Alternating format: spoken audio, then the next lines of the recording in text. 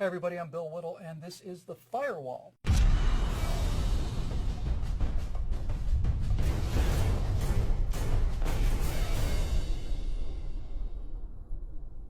Now, just as a quick public service announcement in these days of increasing lawlessness, federal encroachment on constitutional limits, and crybaby progressive whininess in general, I thought I might take a moment to pass out a little rhetorical ammunition to those of you who have to hear from people who, if they can no longer pretend that the Second Amendment doesn't exist, then at least try to misinterpret it to the best of their ability.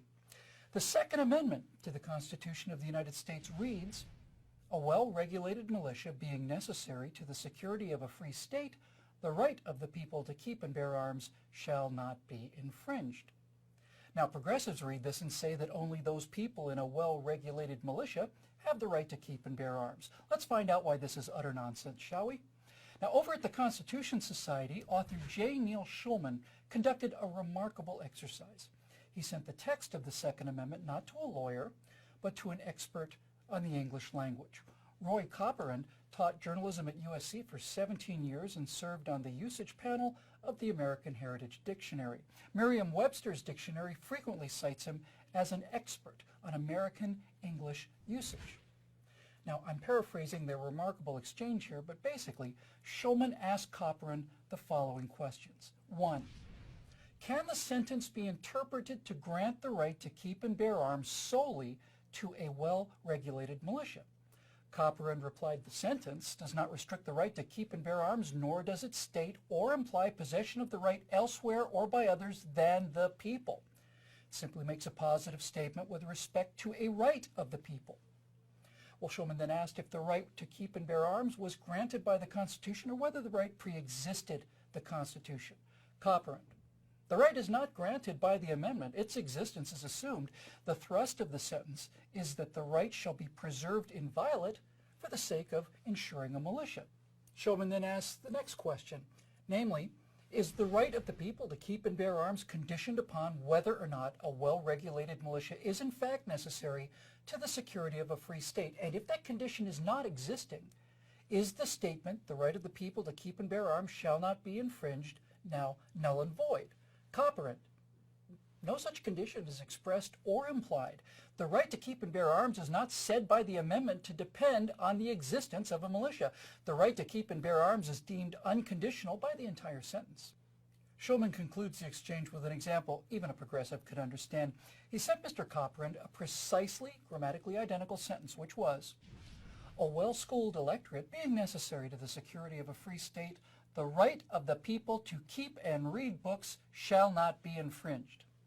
Does that mean, he asked, that only a well-schooled electorate, high school graduates let's say, are the only ones with the right to keep and read books?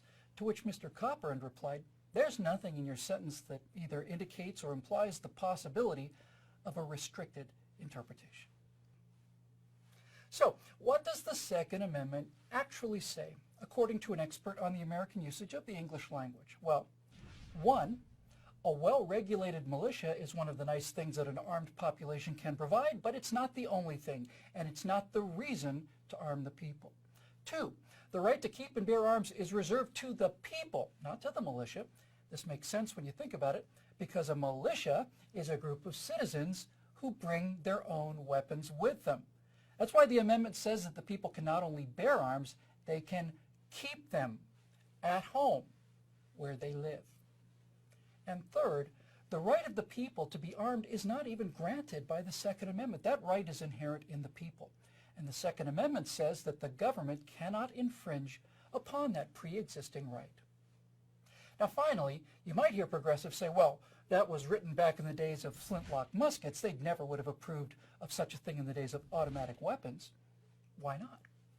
A flintlock musket was the deadliest weapon available at the time.